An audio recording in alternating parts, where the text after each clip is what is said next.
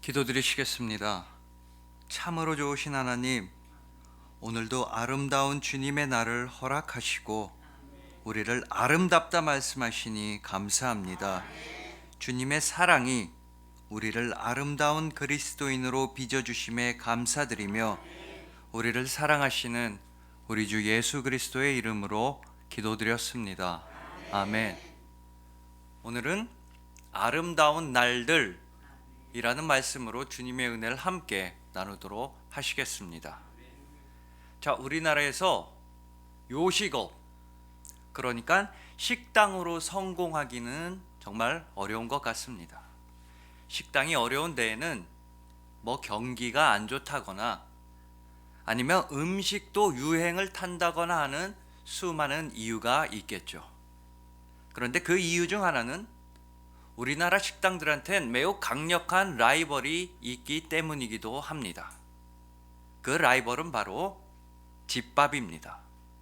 엄마 손맛, 집밥이 최고라고 다들 생각하기 때문에 밖에 나가서 사 먹는 음식에는 약간의 한계가 있는 것입니다. 예를 들어 어떤 식당에 어떤 맛집의 김치찌개가 객관적으로는 정말로 맛있다고 하더라도 다른 모든 사람들은 이 식당의 김치찌개가 최고라고 할지라도 내가 어렸을 때부터 먹어온 우리 엄마의 김치찌개를 이기기란 쉽지가 않습니다. 이 집밥이란 건 단순하게 배 채우기, 그냥 끼니 때우기를 넘어서서 일종의 정서적이고도 심리적인 작용을 하기 때문입니다. 엄마의 사랑과 가족들을 향한 추억과 그리움을 담고 있기 때문에 이 집밥이라는 건 그렇게도 우리에게 소중합니다. 자, 그리고 정신과 전문의로서 30년 동안 수많은 사람들을 만나고 상담해온 정혜신 선생님 역시 우리가 살아가고 있는 지금 이 시대는 집밥 같은 치유가 반드시 필요한 시대라고 말합니다. 이 정혜신 선생님은요, 대략 12,000여 명의 사람들과 상담을 해왔습니다. 그 중에는 대기업 CEO, 법조인들, 사회 고위층도 많았습니다. 우리나라 역대 대통령 후보 중에서 3명을 직접 만나서 상담하기도 했었습니다. 그뿐 아니라 고문 피해 생존자, 사회적 재난을 당한 피해자들도 이 선생님은 만나보았습니다. 그러니까 우리가 흔히 말해서 아주 높은 자리에 있는 사람들부터 가장 낮은 곳에서 아파하고 슬퍼하는 사람들까지 모두 다 만나보았습니다. 그렇게 수많은 각계각층의 사람들을 만나면서 우선적으로 느끼게 된 건 지금 우리 사회는 너무나 서로가 서로를 찌르고 서로가 서로에게 상처를 주는 사회라는 것입니다. 마치 지뢰밭 같은 이 세상이라고 말입니다. 그래서 이 험악한 세상에서 참고 견디며 살아가기 위해서는 우리에게 가장 필요한 치유는 정서적으로 집밥 같은 치유, 매일매일의 치유라고 말합니다. 그 어떤 고급 레스토랑보다도 집에서 매일매일 차려주는 엄마의 집밥이 훨씬 더 소중하고 귀한 것처럼 딱히 전문가나 의사를 찾아가지 않고서도 우리의 일상에서 우리가 서로가 서로에게 치유자가 되어주는 게 중요하다는 뜻입니다. 그렇습니다. 참으로 중요한 건 우리가 일상을, 우리가 매일매일을 어떻게 살아가느냐 하는 것입니다. 하루하루의 삶에서 받은 받은 상처를 치유하고 매일의 삶에서 소망과 행복을 찾을 수 있어야만 하는 것입니다. 그리고 오늘 본문은 정말로 하나님의 집밥 같은 그런 말씀입니다. 우리의 상처와 아픔을 치유하기 위해서 우리에게 하나님께서 직접 차려주신 집밥, 바로 오늘 본문을 이제부터 함께 음미해 보도록 하겠습니다. 오직 주님의 말씀으로 새 힘과 새 소망을 얻으시는 여러분들 되시기를 간절히 소망해 봅니다. 자, 오늘 본문은 이렇게 말씀합니다. 하나님이 모든 것을 지으시되 때를 따라 아름답게 하셨고 또 사람들에게는 영원을 사모하는 마음을 주셨느니라. 그러나 하나님이 하시는 일의 시종을 사람으로 측량할 수 없게 하셨도다. 자, 이 오늘 본문 말씀을 이해하기 위해서 우리는 오늘 본문 앞에 위치한 전도서 3장 1절 말씀을 살펴보아야 합니다. 범사에 기한이 있고 천하 만사가 다 때가 있나니. 천하 만사에는, 세상 모든 일에는 다 때와 시기가 있다는 말씀입니다. 그러면서 2절부터 8절까지 해서 그러한 때와 시기들의 예를 열거하고 있습니다. 이 사람이 태어날 때가 있으면 사람은 죽을 때도 있다. 심을 때가 있고 뽑을 때가 또 따로 있다. 전쟁할 때도 있고 화평할 때도 있다. 또 울 때도 있고 반면에 웃을 때도 있다. 슬퍼할 때도 있고 우리가 춤출 때도 있다. 이처럼 우리 인생에는 각각의 시기에 맞는 때가 다 있습니다. 아이들이 어렸을 때에는 빨리 어른이 되고 싶어 하지만 그럴 수야 없습니다. 어릴 때는 어린아이로서 살아야 합니다. 또 나이를 먹으면 시간을 다시 되돌려서 다시 젊어지고 싶지만 절대로 그럴 수가 없습니다. 나이가 들면 그 나이대에 맞게 살아야 하는 것입니다. 이렇게 인생에는 각각의 때가 있고 이 때라는 것은 우리가 아무리 원한다고 해도 빨리 앞으로 감을 수도 없고 다시 뒤로 되돌릴 수도 없다는 사실을 모르는 사람은 아무도 없습니다. 그런데도 의외로 이 많은 사람들은 때를 놓쳤다고 후회하고 한탄하기도 합니다.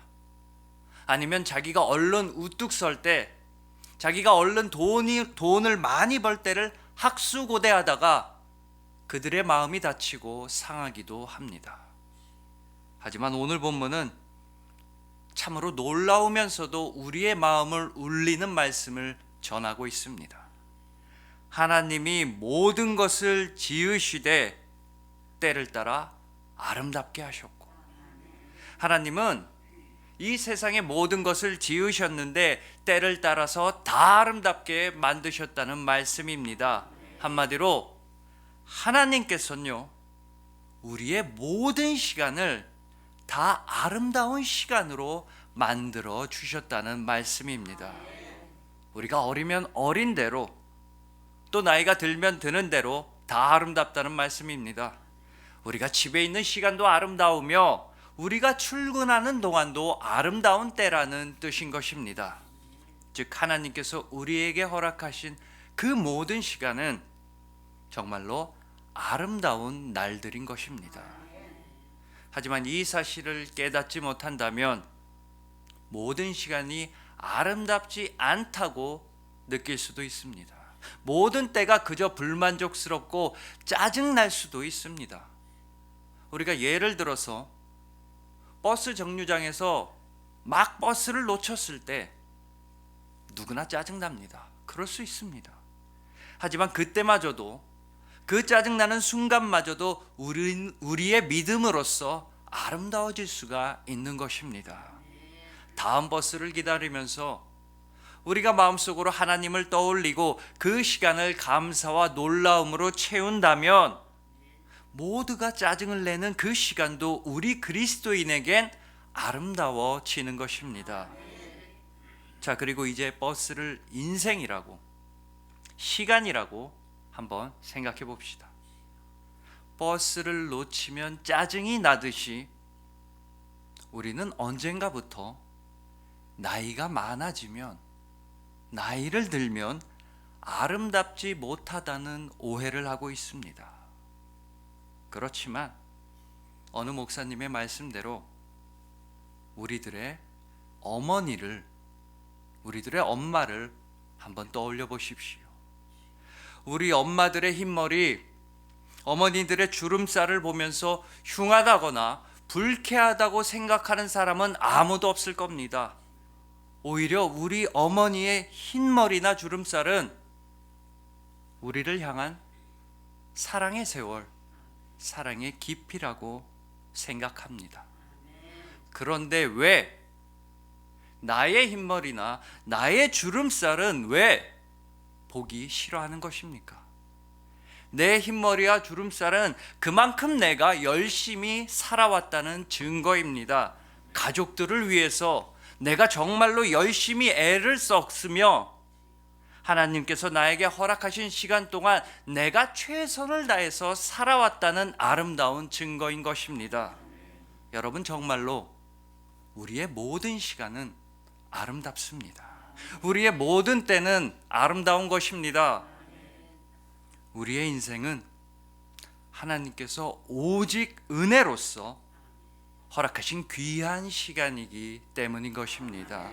그렇기에 모든 시간이 행복한 시간이며 모든 시간이 기쁨과 감사의 시간입니다. 그런데 이 사실을 깨닫지 못한다면 우리는 그저 거창한 행복을 찾는 데에만 정신이 팔려서 우리의 모든 인생을 허비하게 될 수도 있습니다. 대단한 성공을 하기 위해 고군분투하다가 지치게 될 수도 있습니다. 하지만 여러분, 행복이란 건 원래 대단한 것이 아닙니다. 엄청난 부를 쌓아 올리거나 국회의원이나 대통령이 되어야만 우리가 행복한 게 절대 아닙니다. 진짜로 행복한 사람은 매일매일이 행복한 사람입니다. 일상이 행복한 사람, 즉 하루의 습관이 행복한 사람인 것입니다. 자, 예를 들어서 월급 날에만 기분이 좋고 월급 날에만 행복한 직장인이 있다고 한번 해봅시다. 반대로 출퇴근길에는 항상 핸드폰으로 성경을 읽는 직장인이 있습니다. 자, 월급 날에만 행복한 직장인은요, 한 달에 하루만 행복한 사람입니다. 반면에 매일 출퇴근길에서 성경을 읽는 직장인은 하루에 적어도 2번은 행복한 사람입니다. 자, 어느 쪽이 더 행복한 인생, 행복한 삶이겠습니까? 그러니 여러분들도 거룩한 습관, 아름다운 습관을 들이시는 걸 강력하게 추천합니다. 버스를 기다리는 동안에도 속으로 기도를 하는 습관은 어떻습니까? 걸어서 집에 돌아오는 길에는 속으로 찬송을 흥얼거리는 아름다운 습관은 또 어떻습니까? 하루에 정해놓은 분량의 성경을 읽지 않으면 어쩐지 하루가 개운하지 않은 것 같은 그런 생활 패턴 말입니다. 여러분의 거룩한 습관이 여러분의 하루하루를 주님께로 더 가까이 다가가도록 만듭니다. 그리고 여러분의 거룩한 하루들이 모여서 주님 안에서 머무는 행복한 인생 전체가 될 것입니다. 창조주 하나님께서는 여러분의 모든 때를 다 아름답게 만드셨다는 사실을 잊지 마시길 바랍니다. 주님 안에서라면 여러분의 모든 인생은 너무나 아름답습니다. 왜냐하면 주님께서는 여러분들을 매 순간마다 그리고 영원토록 사랑하시기 때문입니다. 인생의 모든 나날들이 주님의 은혜로서 아름다우신 여러분들을 주님의 이름으로 축복합니다.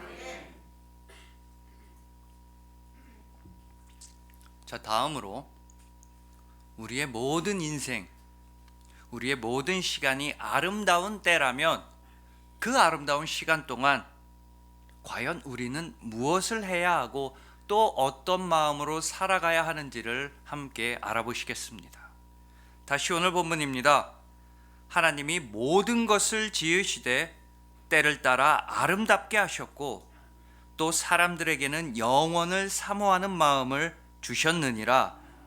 그러나 하나님이 하시는 일의 시종을 사람으로 측량할 수 없게 하셨도다. 하나님께서는 우리에게 영원을 사모하는 마음을 주셨습니다. 그리고 영원은 곧 하나님입니다. 왜냐하면 하나님 한 분만 영원하시기 때문입니다. 즉 하나님께서는 우리에게 하나님을 사모하는 마음, 하나님을 사랑하는 마음을 부어주셨습니다.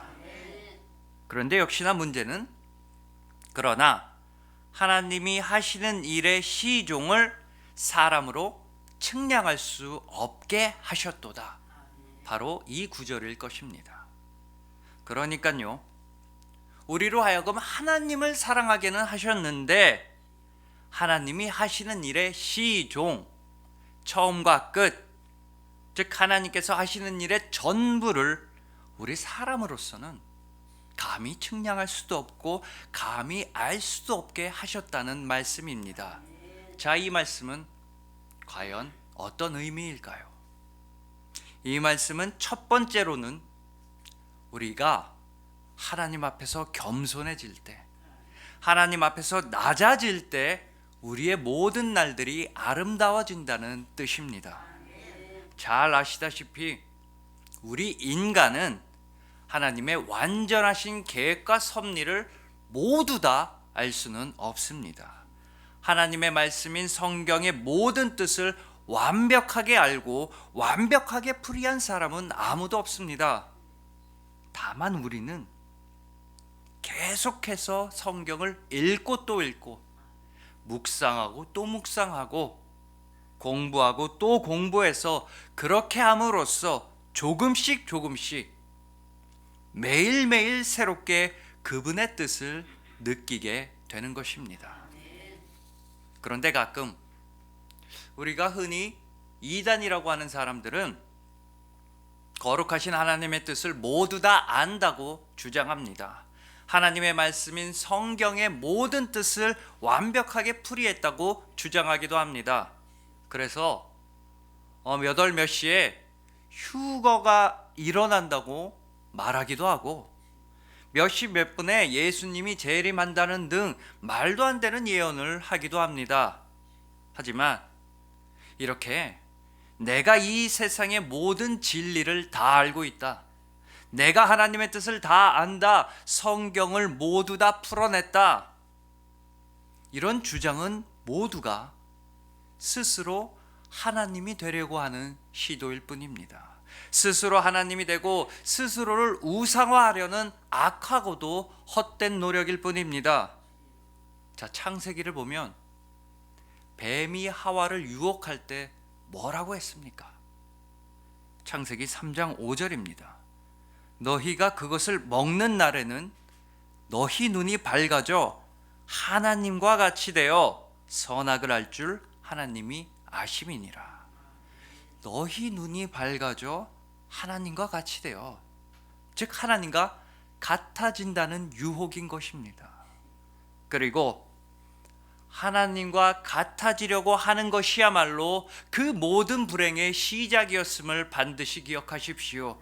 뱀의 유혹에 넘어가 선악과를 먹게 된 아담과 하와는 에덴 동산에서 쫓겨나게 되었습니다.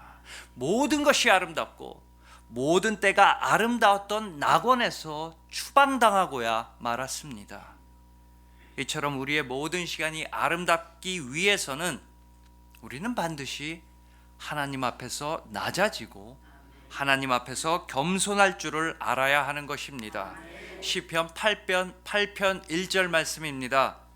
여호와 우리 주여, 주의 이름이 온 땅에 어찌 그리 아름다운지요. 주의 영광이 하늘을 덮었나이다. 오직 하나님의 영광만이 하늘을 덮습니다. 오직 주님의 이름만이 온 세상에서 가장 아름답다고 고백해야만 하는 것입니다. 바로 그럴 때, 우리가 하나님 앞에서 겸손하고 낮아질 때 우리의 모든 시간은 아름다워질 수 있습니다.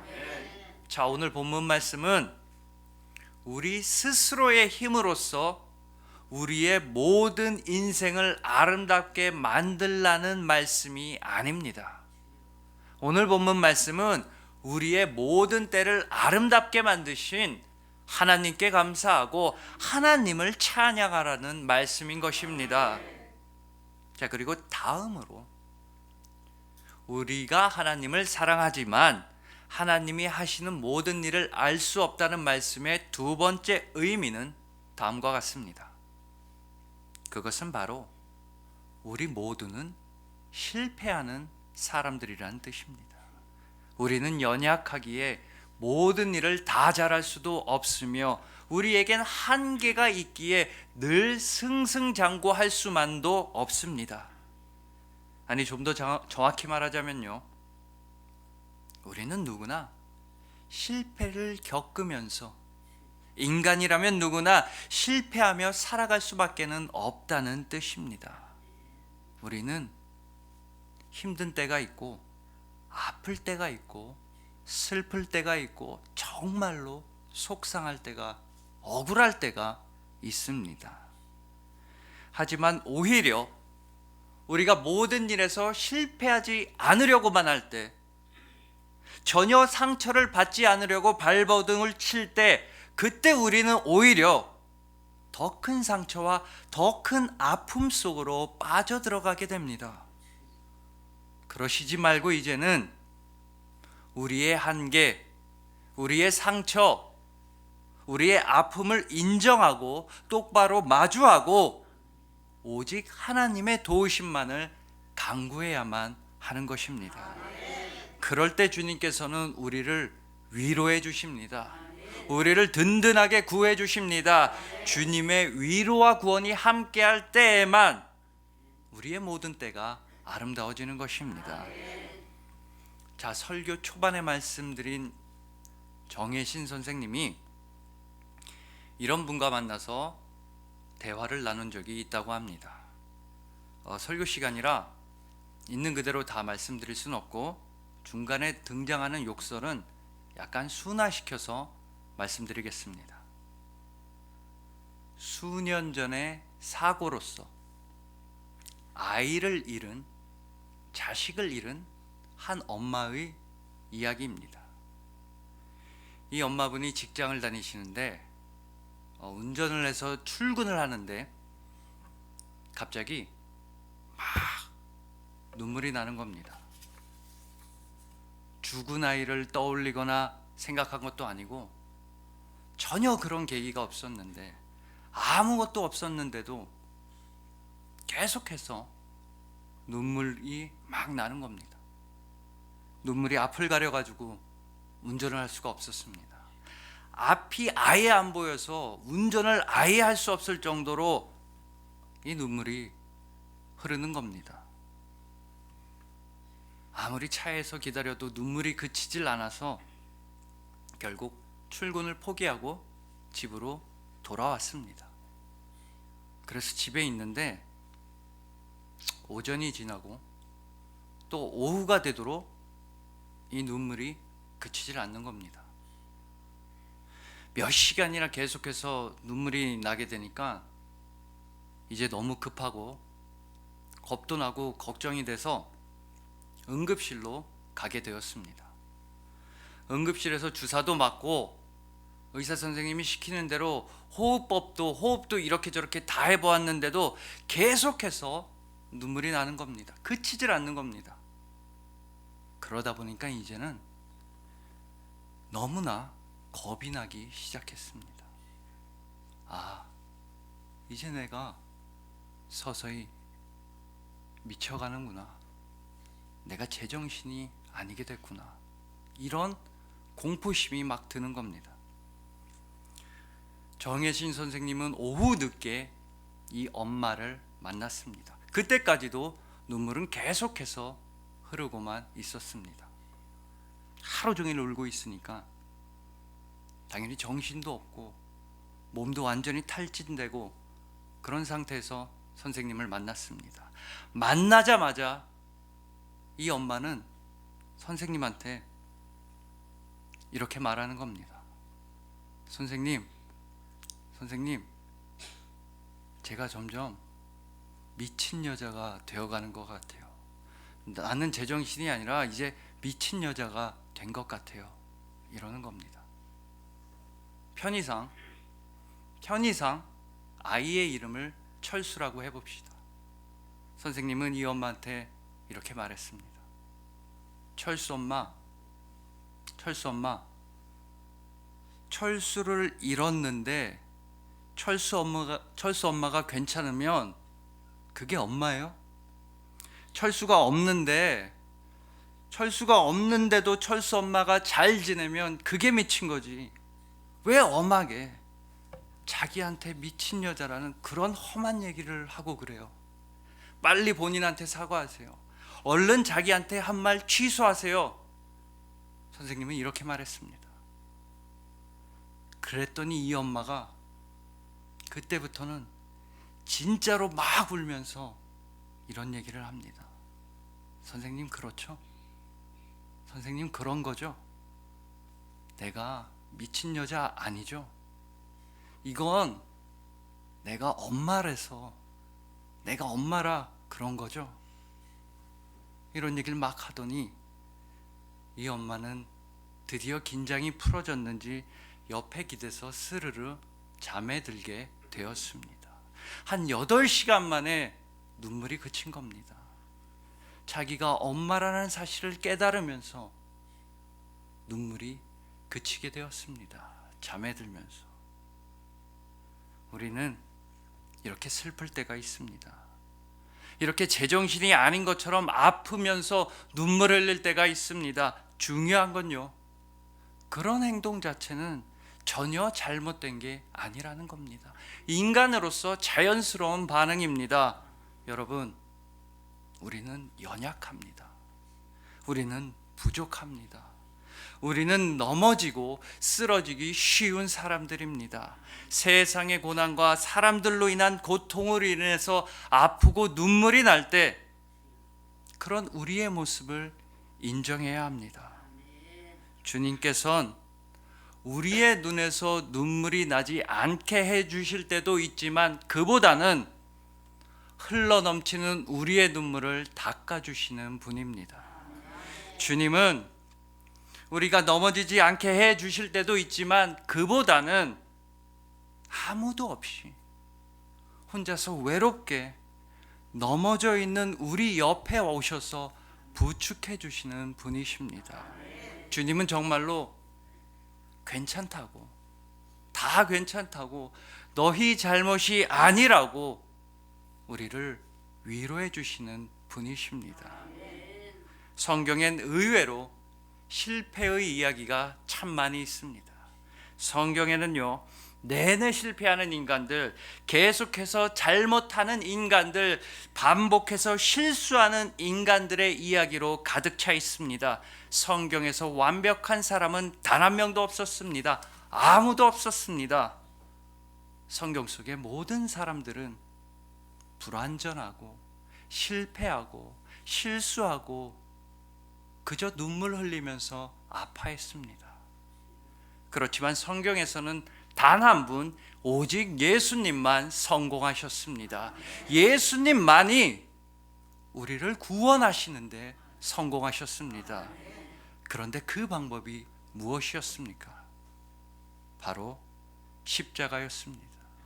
오직 당신의 죽음을 통해서만 성공하셨습니다. 끔찍한 고통을 통해서만 우리를 구원하실 수가 있으셨습니다.